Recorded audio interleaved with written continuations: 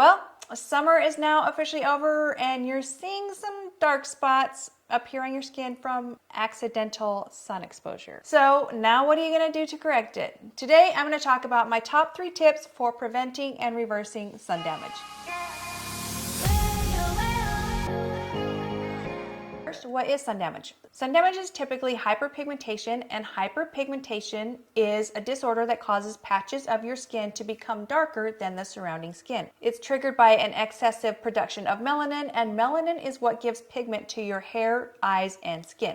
So today I'm focusing on hyperpigmentation that is preventable. So this preventable type of sun damage causes liver spots, sometimes referred to as age spots, and melasma from sun exposure, not the genetic kind. So getting into the first treatment to prevent and reverse sun damage. Number 1, red light therapy. Red light therapy for dark spots is a scientifically recognized treatment that mimics the healing capabilities of the sun without the dangers of UV light exposure. So NASA was the first to experiment with red light therapy and discovered its potential to grow plants and heal wounds in space. So red light therapy uses low-level wavelengths of red and typically near infrared that are beamed into the skin, and the results are mitochondria, which is the skin's cellular energy, get activated and help produce adenosine triphosphate or ATP. So it's the skin's cellular energy. With that newfound energy, they can optimally perform their functions of stimulating collagen, growing new cells, and repairing skin. So how red light therapy works is the epidermis, which is the outer layer of skin, is where you find those melanocytes, and those are what make melanin. When those melanocytes get overstimulated, the production of pigment goes into high gear. The wavelengths used in red light therapy for hyperpigmentation are long so that they can penetrate deep down into the tissue. This enables your skin to reduce the number of hyperactive melanocytes, which means red light is magic and is so gentle. So red light therapy also increases the skin's resistance to harmful UV rays, so it also helps to prevent that future sun damage that we want to avoid. So what red light wavelengths should you use? So when you're looking at purchasing a red light device, you are going to want a wavelength of around 660 nanometer red light because it's readily absorbed into the skin, which boosts the collagen production. And the near infrared wavelength, you're going to want 850 nanometer, which is invisible to the human eye, but it penetrates deeper into the tissue as hyperpigmentation can really lie deep in the skin and take years to remove. So the 2 devices that I use and love are the Huga Health 300 panel and the Mito Red Light 2.0 series. So they both use the correct wavelength specs, they are affordable, and because they plug into an outlet, they're going to be more powerful than the red light therapy mask. With the panels, I stand at a distance of 12 inches away for 5 minutes and my treatment is done. But I also get to use them all over my body, plus my eyes gain the benefits from the light as well. And you can save 5% with code LBV5 at mitoredlight.com and 12% with code LBV10 at hugahealth.com. So I'll be sure to link both websites and codes in the description box. Tip number 2. So this treatment should be an obvious one if you have followed me for a while, but you're in this predicament because you either forgot to reapply your sunscreen every 2 hours while actively out in the sun, or you didn't apply your sunscreen at all, or you weren't using the correct formulation for the activity you were doing, like is it water resistant? So this tip is to wear your sunscreen every single day.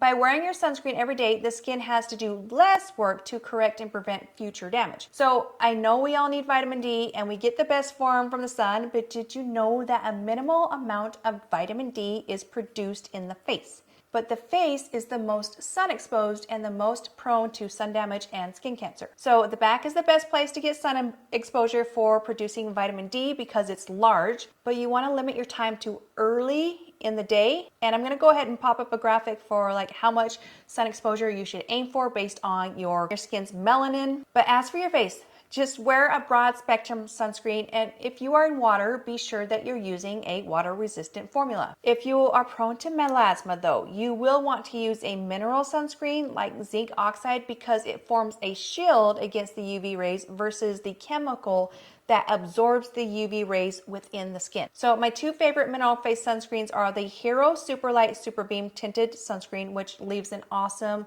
like apricot tint, which is beautiful, and it's $20. And then the other one that I like is the First Aid Beauty Weightless Liquid Mineral Sunscreen. It is $36, so it's a little bit more pricey, but I love both of them. And my favorite chemical brand of sunscreen for my face is actually the Isntree Hyaluronic Acid Watery Sun Gel SPF 50 PA++++, which means it has broad spectrum, and the ++++ is the highest UVA protection that you can get. So Stylevana has been so generous, and they have given me a discount code of 10% off, and I will go ahead and make sure I have links in the description box. Tip number 3, chemical peels. So chemical peels are amazing for treating hyperpigmentation in skin types 1, 2, and 3. And the Egyptians were known to use sour milk, which contains lactic acid, to remove skin imperfections. Do be cautious if your skin type is 4, 5, or 6 with mid-dermal to deep peels, as they can cause hyperpigmentation you don't want. If you are suffering from melasma, one of the best peels you can actually use is mandelic acid peels. So they are non-irritating, but they offer powerful results.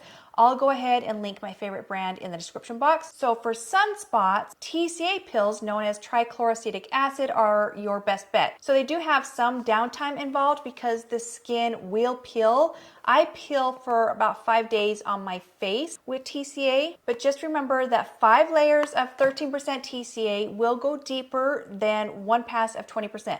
So you always want to stick to the lower strength of peel, but more passes before you ever move on to the higher strength peel, because you can cause post-inflammatory hyperpigmentation by going too strong, and that's not what we want. And the only chemical peel brand that I recommend and trust is Platinum Skincare. So I love getting like the 1 ounce box with the 6 vials for all my peels.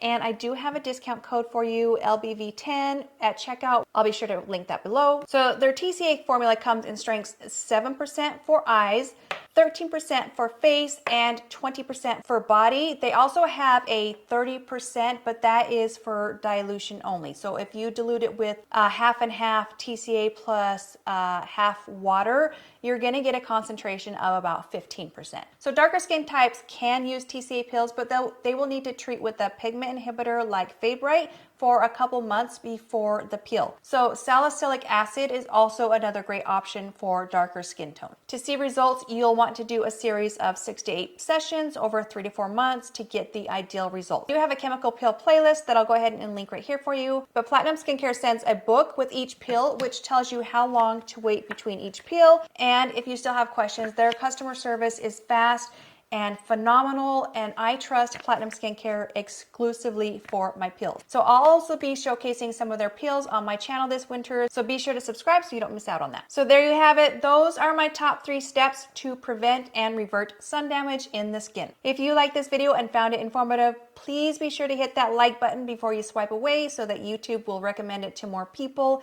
It always helps me out. Until the next video, bye.